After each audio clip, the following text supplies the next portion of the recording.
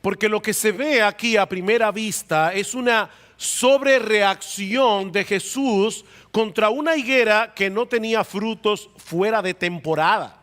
Marcos dice explícitamente en el versículo 13 que no era tiempo de higos. Y sin embargo, Jesús parece estar tan molesto con esta higuera que la maldice para que nunca vuelva a tener frutos. De hecho, este es el único pasaje de los evangelios en donde vemos a Jesús haciendo un milagro que resulta en destrucción, no en restauración. Bertrand Russell, un famoso ateo del siglo XX, cita este incidente como un argumento en contra del cristianismo. Según él, aquí nos topamos con un Jesús que descarga su furia contra una planta inocente, manifestando una conducta que no es propia de un hombre justo y mucho menos de alguien que dice ser el Hijo de Dios. Otro escéptico dice que la maldición de la higuera por no tener fruto cuando no era tiempo de fruto es como patear a un perro porque no puede hablar inglés.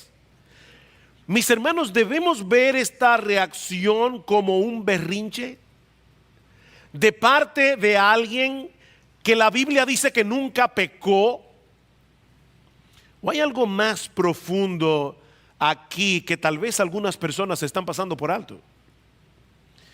¿Cómo conectamos al Jesús de Marcos capítulo 11 con ese otro Jesús manso, humilde, que mostró tanta compasión, tanta misericordia, tanta paciencia a lo largo de todo su ministerio? Mis hermanos, ¿por qué Jesús maldijo esta higuera? Y tal vez lo más relevante para nosotros hoy, ¿por qué el Espíritu Santo quiso que el evangelista Marcos incluyera este relato en su evangelio? ¿Por qué este pasaje es tan importante? Para poder entender lo que está sucediendo aquí, es necesario que nosotros veamos este texto a la luz de su contexto. La semana pasada, o antes pasada, estuvimos considerando en los versículos 1 al 11 de Marcos capítulo 11 la llegada de Jesús a Jerusalén, un evento que marcó el principio del fin del ministerio terrenal de nuestro Señor Jesucristo, en el famoso Domingo de Ramos. 4 días más tarde, Jesús sería condenado a morir en una cruz en plena celebración de la fiesta de la Pascua. Así que muchas de las personas que aclamaron a Jesús cuando entró en Jerusalén ese Domingo de Ramos, echando palmas en el camino y los mantos y gritando: Hosana, bendito el que viene en el nombre del Señor. Mis hermanos, esa misma semana iban a pedir a gritos que Jesús fuera crucificado, y el Señor sabía eso. Él sabía que todas esas exclamaciones de alabanza y todo ese fervor religioso no concordaba con la realidad de sus corazones. De hecho, Lucas nos dice en el relato paralelo que en ese momento Jesús lloró sobre Jerusalén. Jesús lloró por la religión vacía y ritualista de su pueblo, por la incredulidad de toda esta gente que, a pesar de todas las aclamaciones que hacían a favor de Jesús, tenían un corazón endurecido. Él lloró por las terribles consecuencias que vendrían sobre Israel por causa de haber despreciado y rechazado a su rey. Y es en ese estado de ánimo que el Señor se retira de Jerusalén ese día para pasar la noche en Betania con sus discípulos.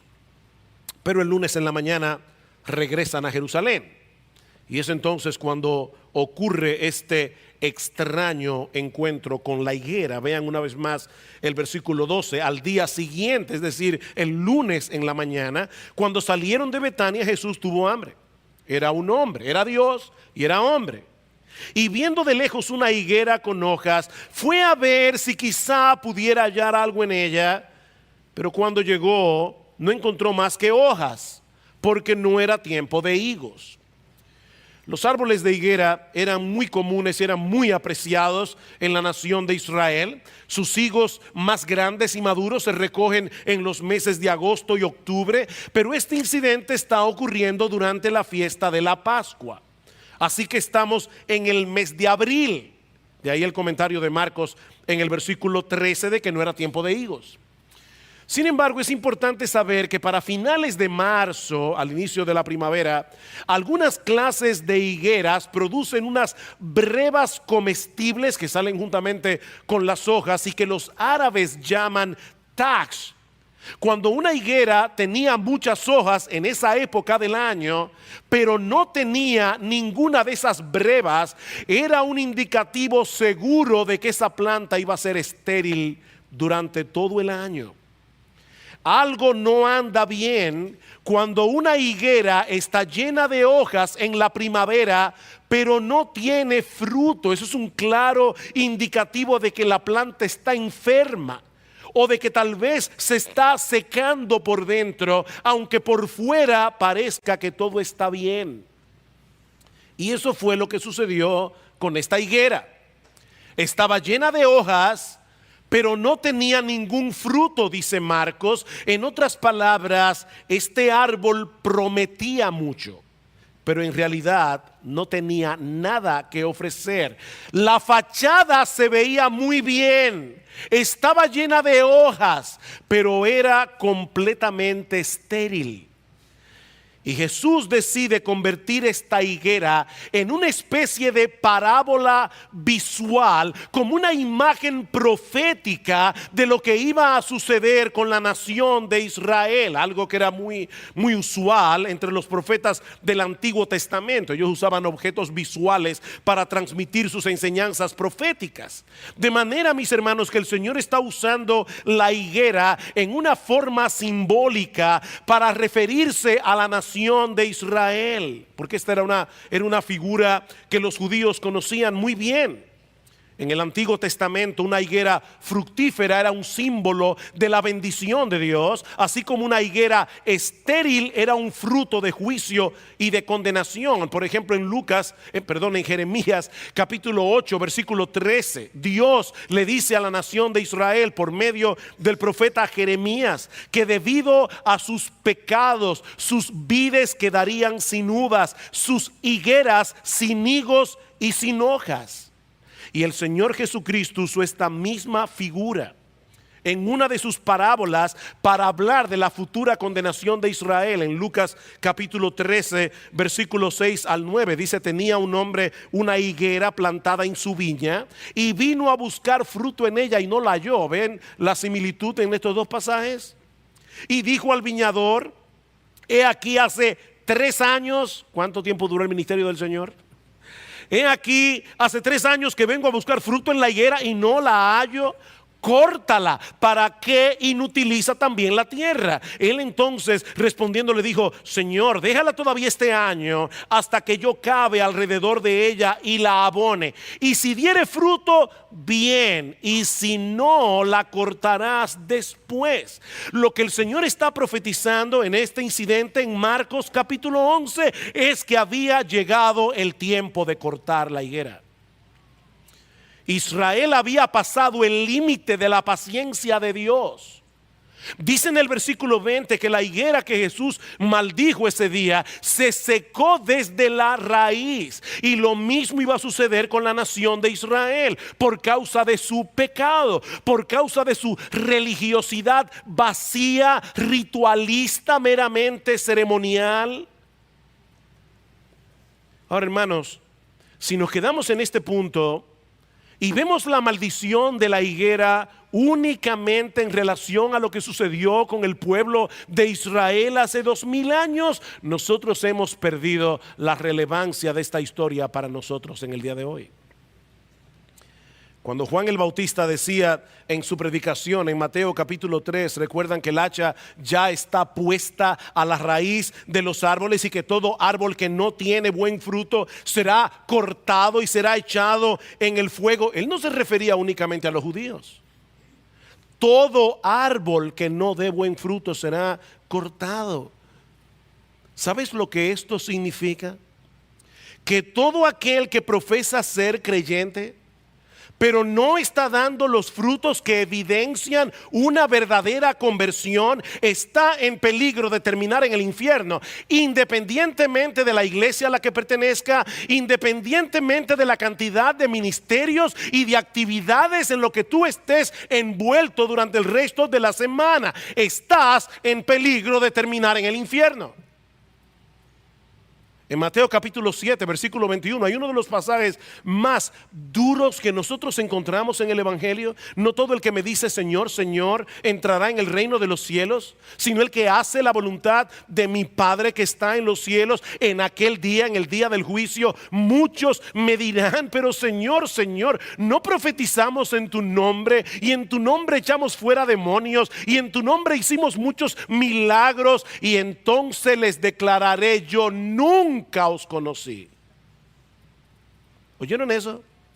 Personas que estaban profetizando, personas que estaban echando fuera demonios, personas que estaban haciendo muchos milagros, y Jesús dice que en el día del juicio Él les dirá, yo nunca os conocí, ustedes nunca fueron míos, ni cuando estaban echando fuera demonios, ni cuando estaban profetizando, ni cuando estaban haciendo milagros. Yo nunca os conocí, apartaos de mí, hacedores de maldad. El Señor insistió en este asunto más de una vez durante su ministerio, porque mis amados, mis amadísimos hermanos de IBCJ, es un peligro muy real para los que profesan ser creyentes, pero que no viven como si lo fueran, que terminen en el infierno. El árbol se conoce por el fruto, dice el Señor en Mateo 12:32, no por las hojas, no por el follaje, no por lo bien que se ve por fuera. El árbol se conoce por el fruto. Esta higuera se veía muy bien a la distancia, pero estaba podrida por dentro. Y Jesús la maldijo. Mi amigo, aquí no estamos hablando de una persona que dice ser atea. Aquí no estamos hablando de una persona que vive una vida abiertamente inmoral. No. La nación de Israel profesaba creer en Jehová. Ellos profesaban creer en el Dios vivo y verdadero. Ellos profesaban tener la palabra de Dios en alta estima. Pero este pasaje nos enseña que Israel tenía un problema en la raíz.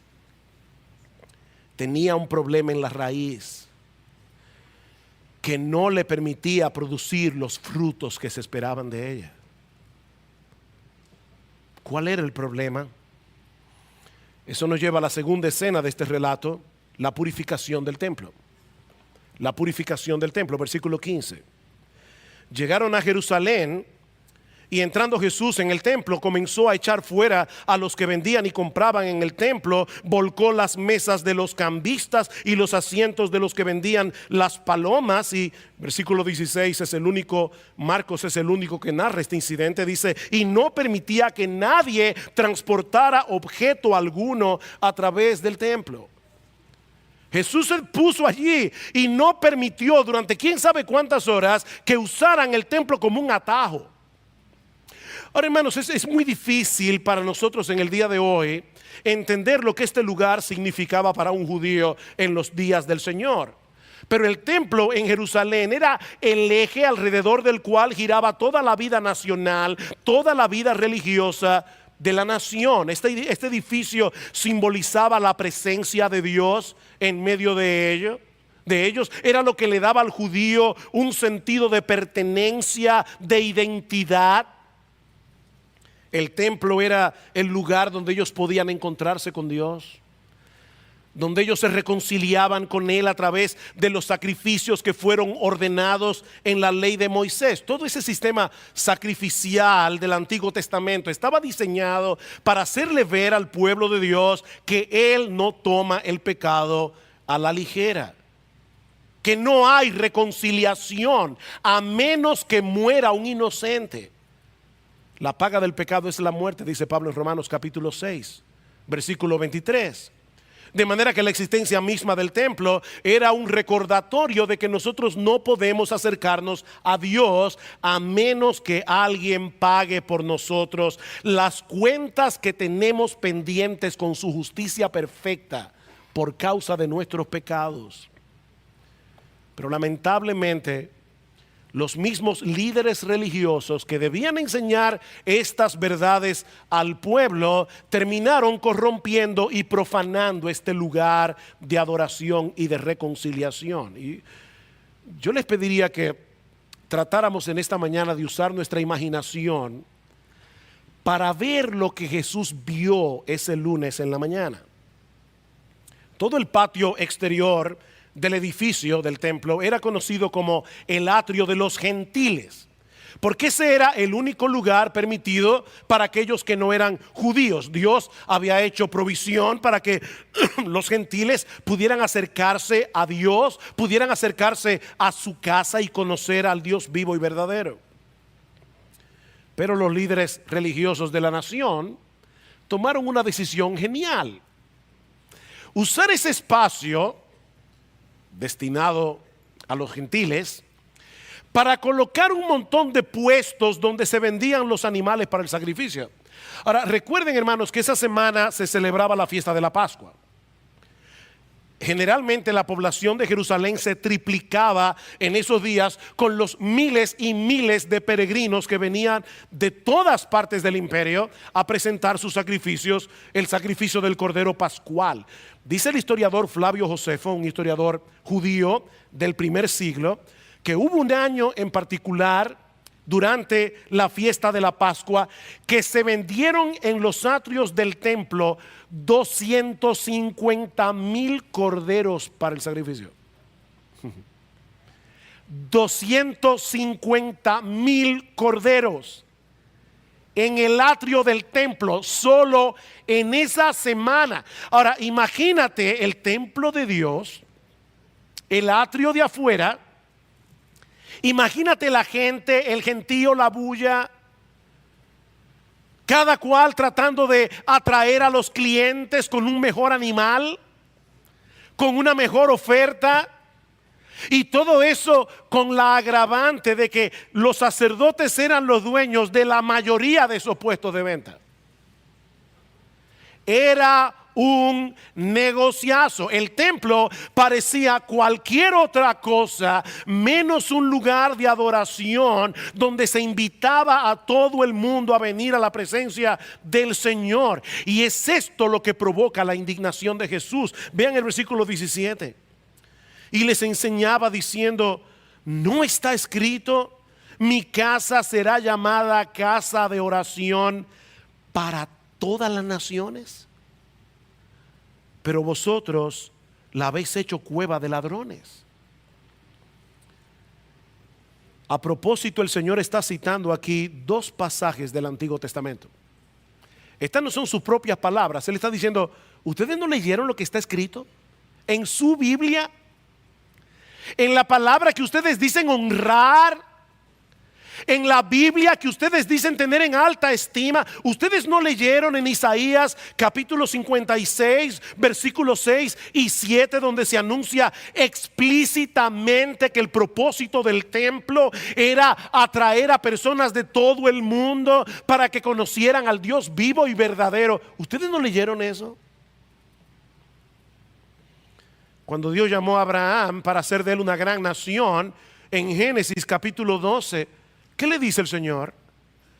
Yo te he llamado para hacer de ti una gran nación y a través de esa nación bendecir a todas las familias de la tierra. Israel nunca estuvo supuesta a ser una nación exclusivista, sino el instrumento a través del cual el nombre de Dios sería dado a conocer a todas las naciones. Pero Israel perdió de vista su razón de ser como pueblo de Dios, al punto de convertir el patio de los gentiles en un mercado. Y es interesante lo que hace Jesús aquí, porque había una creencia popular en los días del Señor de que al llegar el Mesías, él iba a expulsar a todos los extranjeros del templo. El exclusivismo de Israel. Pero ¿qué hace Jesús? Exactamente lo contrario. Él expulsa a los judíos del atrio de los gentiles para dar acceso a gentiles como tú y como yo. Mi casa será llamada casa de oración para todas las naciones. Ahora, el otro pasaje que Jesús está citando aquí se encuentra en el capítulo 7 del libro de Jeremías. Y mis hermanos, este es un texto que nosotros debemos mirar con mucha atención, porque abre una ventana que nos ayuda a ver con más claridad qué fue lo que llenó de tristeza y de indignación el corazón de Jesús en ese día. El profeta Jeremías había estado proclamando un mensaje de juicio contra la nación de Israel por causa de sus pecados. Israel será invadida por los babilonios y el pueblo será llevado al exilio. Ese era el mensaje básico del profeta Jeremías. Pero ellos entendían que eso no podía suceder porque el templo del Señor estaba en medio de ellos. El templo del Señor se había convertido en una especie de resguardo, en una especie de talismán que los protegía del castigo de Dios. Y es por eso que Jeremías les dice en el capítulo 7, no confiéis en palabras engañosas, diciendo templo del Señor, el templo del Señor, el templo del Señor. En otras palabras, no presten oído a los falsos profetas que les dicen lo que ustedes quieren oír, que el juicio de Dios no puede caer sobre Jerusalén, porque esta es la ciudad que Él escogió para edificar su casa. No presten oído a esos profetas. He aquí vosotros confiáis en palabras engañosas que no aprovechan para robar, matar, cometer adulterio, jurar falsamente, ofrecer sacrificios a Baal y andar en pos de otros dioses que no habíais conocido. Vendréis luego y os pondréis delante de mí en esta casa que es llamada por mi nombre y diréis, ya estamos salvos, para luego seguir haciendo todas estas abominaciones. Ustedes van a seguir viviendo como les da la gana y entonces vienen el sábado aquí al templo de Jehová y piensan que ya por eso van a escapar del juicio de Dios. Y ahora es que Jeremías pregunta, ¿se ha convertido esta casa que es llamada por mi nombre en cueva de ladrones delante de vuestros ojos? ¿Qué es lo que Jeremías está diciendo aquí? La ciudad de Jerusalén estaba rodeada de cuevas que los ladrones aprovechaban después de cometer sus fechorías para escapar del brazo de la justicia. Y lo que Jeremías está diciendo es que eso era exactamente lo que los judíos estaban haciendo en el templo. Y es lo que Jesús está diciendo a los judíos de su época. Ustedes se están escudando detrás de sus rituales, se están escudando detrás de sus ceremonias para protegerse del castigo de Dios y seguir viviendo como les diera la gana. Habían convertido el templo en una cueva de ladrones. Y eso nos lleva de vuelta, mis hermanos, a la maldición de la higuera. Israel era como un árbol frondoso, era un árbol lleno de hojas. Ahí estaba el templo durante la Pascua, lleno de peregrinos, llevando sus sacrificios al altar. Todo parecía estar bien, pero la realidad es que no estaban produciendo ningún fruto para Dios. Era una mera fachada de religiosidad, pero sin fruto. Si la Biblia enseña que la salvación es por gracia, es por medio de la fe, no es por obras para que nadie se gloríe, dice Pablo en Efesios 2. La salvación es un regalo de Dios que se recibe únicamente descansando en Cristo y en su obra de redención. Pero hermanos, amigos que están aquí en esta mañana, todo aquel que realmente cree, todo aquel que realmente se arrepiente, manifiesta a través de sus frutos la realidad de su fe y de su arrepentimiento. Estos hombres, estas mujeres se estaban escondiendo detrás de sus actividades religiosas para calmar sus conciencias.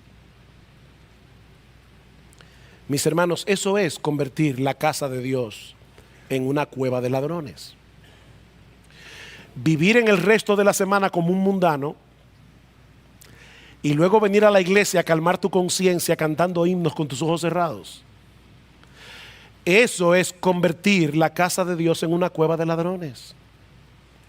Tú te estás escudando, te estás escondiendo detrás de una religiosidad barata. Este pueblo de labios me honra, dijo el Señor en otra ocasión, pero su corazón está lejos de mí. Ustedes ven, hermanos, ¿cuál es el meollo de este asunto? No es estar en un lugar físico. Se trata del corazón. Estas personas estaban en el lugar correcto, diciendo las palabras correctas, trayendo los sacrificios correctos, pero su corazón estaba dañado. Su corazón estaba dañado. Y por favor, que nadie, absolutamente nadie, piense en este lugar en el día de hoy que está exento de ese problema por más años que tenga siendo miembro de esta iglesia. Porque este pasaje nos presenta una seria advertencia sobre la posibilidad de parecer un creyente sin serlo. Estar lleno de hojas y no tener fruto. Mis hermanos, se puede tener una mera apariencia de piedad, dice Pablo. ¿Recuerdan en 2 Timoteo capítulo 3? Versículo 5 dice Pablo: Timoteo, habrá hombres que tendrán apariencia de piedad, pero negarán la eficacia de ella. Lo que Pablo está diciendo aquí es que la piedad es eficaz. O sea, la verdadera piedad hace algo. Si los frutos no concuerdan con la piedad que tú profesas con tus labios, entonces es una piedad ineficaz y es una piedad peligrosa. Pablo le dice: Timoteo, debes evitar ese tipo de personas. Cuídate de ellas, Timoteo, porque destruyen a otros mientras se destruyen a sí mismos.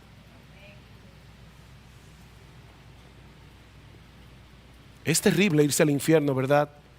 Desde la sombra de un púlpito. Es terrible irse al infierno desde la sombra de un púlpito. La piedad que no produce nada es peligrosa, hermanos, porque engaña al que lo posee, al que posee ese tipo de piedad, creyendo que es lo que no es, y se convierte en un foco de infección para todos los que están a su alrededor y ven su vida y piensan que lo que tú estás viviendo es el cristianismo. Eso es un foco de infección. A estos evita, dice Pablo.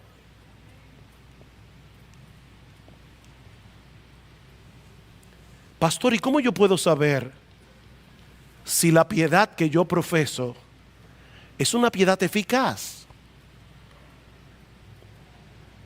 O para usar el lenguaje de este pasaje, ¿cómo puedo darme cuenta si yo soy una higuera que solo tiene la apariencia de estar bien? Bueno, todo comienza con el arrepentimiento y la fe. Todo comienza con el arrepentimiento y la fe. Esa es la puerta de entrada para conocer a Cristo, ¿verdad? Porque nadie puede buscar un Salvador si no cree que tiene la necesidad de ser salvado. Déjame hacerte una pregunta. Déjame ayudarte en esta mañana. ¿Alguna vez tú te has visto a ti mismo como un pecador que merece justamente el infierno por causa de tus pecados? Porque si no es así, tú no eres cristiano. Recuerden lo que decíamos la semana pasada: la iglesia es la única institución del mundo que tiene como requisito para ser miembro de ella que hay que ser pecador. Si tú no crees que eres pecador, tú no eres cristiano.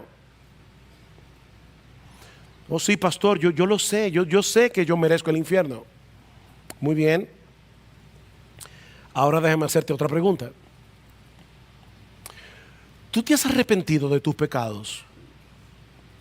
¿Tú has venido delante de Dios reconociendo tus pecados como pecado?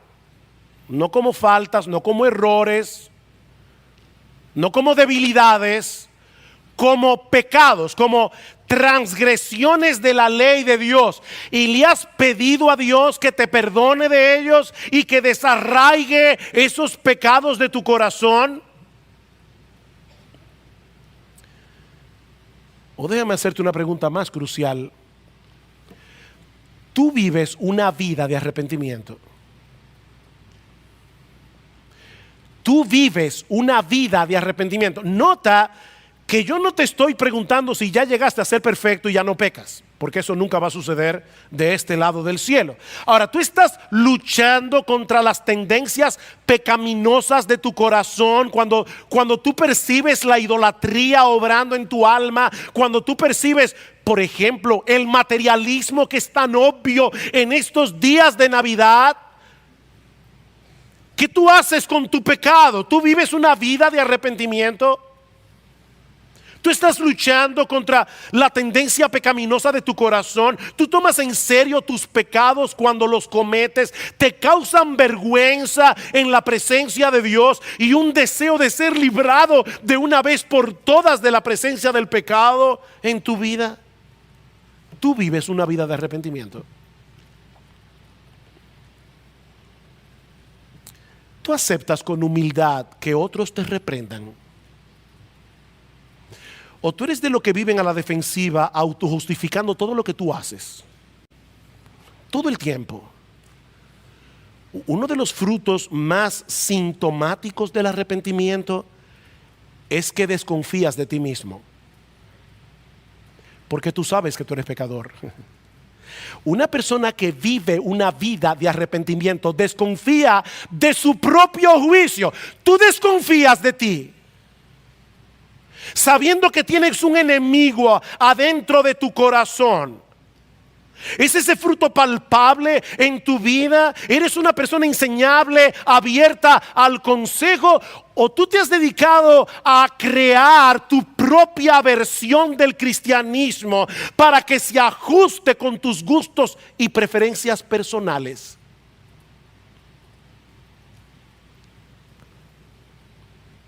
Sí, hermano, créame, este es un mensaje que no es fácil de oír y no es fácil de predicar. Pero nosotros vamos a dar cuenta a Dios por vuestras almas.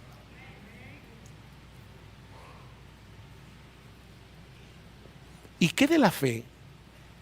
Dijimos arrepentimiento y fe. ¿Qué de la fe? ¿Tú has puesto toda tu confianza únicamente en Cristo para el perdón de tus pecados? Oh sí, pastor, yo hace varios años que yo soy miembro de IBCJ. Qué bueno. Pero tú sigues confiando en Cristo como al principio. No solo para tu salvación, sino también para tu santificación. En otras palabras, tú puedes ver en tu vida un sincero deseo de obedecer a Cristo, no perfectamente, pero sí sinceramente. Y no porque quieres ganar aceptación delante de Dios, sino movido por el gozo y la gratitud de saber que ya fuiste aceptado. Y porque reconoces que Él es infinitamente más sabio que tú. ¿Eres tú de los que puedes decir al Señor en oración: Señor, yo sé que tú eres infinitamente más sabio que yo y por eso amo tu palabra y deseo obedecerla? Porque eso es parte de la confianza, eso es parte de la fe del creyente en Cristo. El que me ama, mi palabra guardará y mi Padre le amará y vendremos a Él y haremos morada con Él. El que no me ama, no guarda mis palabras, no le importan mis palabras. Mi hermano, mi amigo, tú amas la palabra de Dios. Tú amas la palabra de Dios. Tú amas este lugar donde la palabra de Dios es predicada domingo tras domingo, porque los judíos iban al templo cada semana, pero no para encontrarse con Dios, no para escuchar su palabra. Era para calmar sus conciencias. Ellos habían convertido el templo en una cueva de ladrones. Tú vienes a la iglesia con la expectativa de encontrarte con Dios y con su pueblo y cantar juntos sus alabanzas y escuchar la predicación de su bendita palabra. ¿Tú anhelas eso? ¿O tú faltas a la iglesia por cualquier quitametapaja?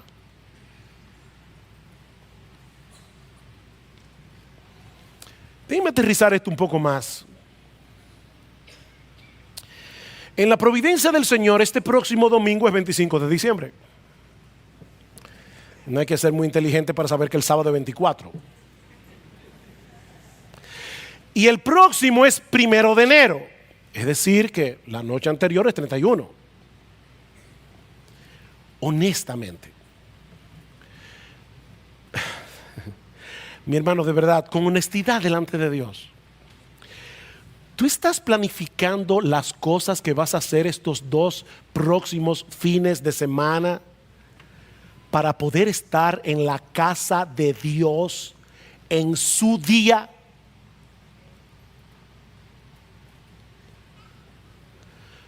¿O ya estás considerando la posibilidad de no venir? Porque en el fondo es más importante para ti lo que se hace el 24 y lo que se hace el 31.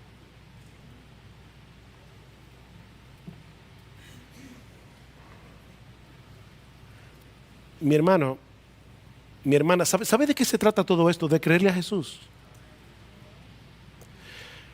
Esto no es legalismo. No, esto es creerle a Jesús que Él vino a darnos vida y vida en abundancia, porque esa es la vida que se vive en santidad y en obediencia a la voluntad de Dios. No a los impulsos de tu engañoso y pecaminoso corazón. Y obviamente ni hablar de celebrar estas fiestas como las celebran los paganos que no conocen a Dios. Ni de eso voy a hablar.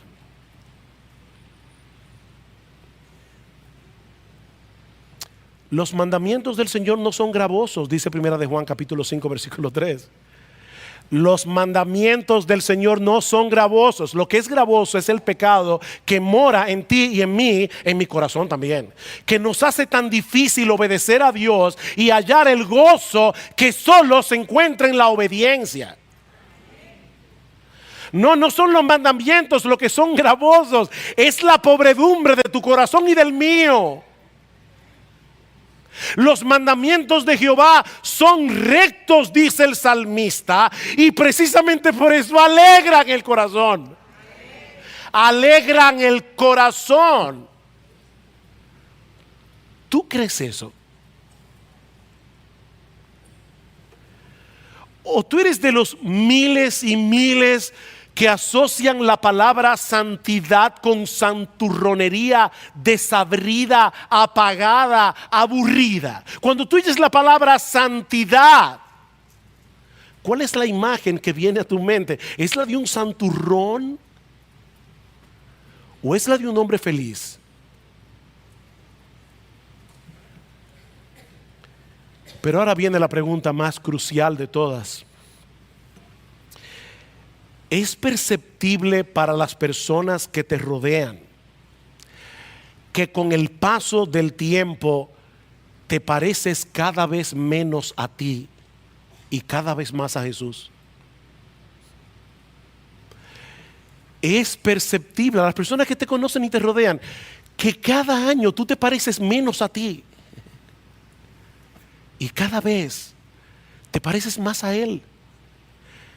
El fruto del Espíritu es amor, gozo, paz, paciencia, benignidad, bondad, fe, mansedumbre, templanza, dominio propio. ¿Sabes lo que es eso? Ese es un cuadro de Jesús.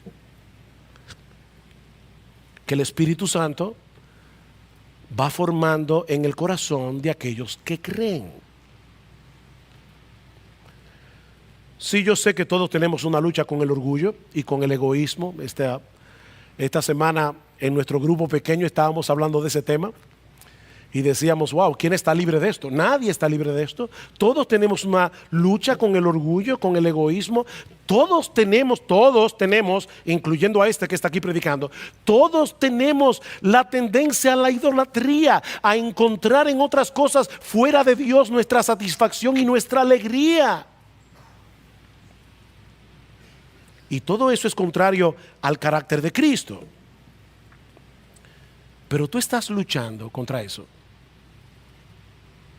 Tú estás tratando de identificar dónde el egoísmo, el orgullo, la idolatría se está manifestando en tu corazón y estás luchando contra todas esas características de tu viejo yo, todo eso que te hace parecerte más a ti y menos a Él.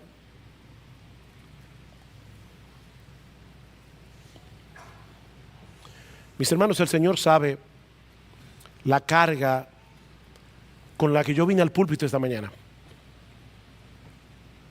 Porque amo esta iglesia. Porque no quisiera que ninguno aquí se esté autoengañando, creyendo que es lo que no es. Sí sabemos que todo creyente puede pasar por periodos de enfriamiento espiritual. Todos pasamos. Por eso a veces es difícil diagnosticar el verdadero estado del corazón. Y puede ser que haya alguno aquí que esté pasando por ese invierno del alma, por ese enfriamiento espiritual. Pero un verdadero creyente reacciona tarde o temprano al llamado amoroso y tierno de su Salvador a volverse a Él como al principio. Tal vez mi amado hermano, tú te has enfriado en tu fe, tal vez te has alejado del Señor. Entonces vuélvete a Él. Tengo contra ti que has dejado tu primer amor. Recuerda, por tanto, de dónde has caído y arrepiéntete. Recuerda de dónde has caído. ¿Tú recuerdas cómo eran tus primeros años en el Señor? ¿Tú recuerdas cuando Él te hizo suyo por la fe y tú entendiste lo que eso significaba? Dice Octavio Winslow: recuerda tu primer dolor por el pecado y tu primer gozo ante su perdón. Recuerda lo apreciado que era Jesús, lo gloriosa que era su persona, lo fragante que era su nombre y lo rica que era su gracia. ¿Tú te acuerdas de eso? Arrepiéntete. Vuélvete a Él. Aunque te parezca imposible regresar a donde estabas, Jesús es un gran Salvador y Él puede hacer que tu vida espiritual vuelva a florecer como al principio, tal vez como nunca antes. Él puede hacer eso. Ve y clama estas palabras hacia el norte, dice en Jeremías 3, y di: vuélvete, oh rebelde Israel, dice Jehová, no haré caer mi ira sobre ti, porque misericordioso soy yo, dice el Señor, no guardaré para siempre el enojo. ¿Tú oíste eso? Dios mismo te garantiza que puedes volver. No importa lo lejos que estés, puedes volver, porque Él es un Dios misericordioso. Sigue diciendo Winslow: No te hace falta nada más que esta invitación de Dios. Aunque Satanás te desanime, aunque tus pecados clamen contra ti, aunque la culpa, la incredulidad y la vergüenza se confabulen para obstaculizar tu camino, si Dios te dice que regreses, no requerirás nada más. No necesitas ninguna otra cosa. Él desea aceptarte de nuevo para perdonar tus pecados, para olvidar tu mezquina ingratitud, para sanar tu rebelión. Tienes una sólida garantía para regresar, por numerosos que sean los motivos de desánimo y la oposición a la que te enfrentes. Dios, el misericordioso, te está invitando a volver.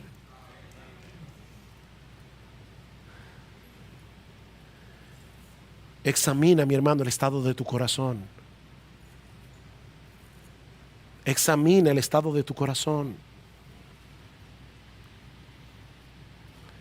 Y al hacerlo, no dejes a un lado el evangelio.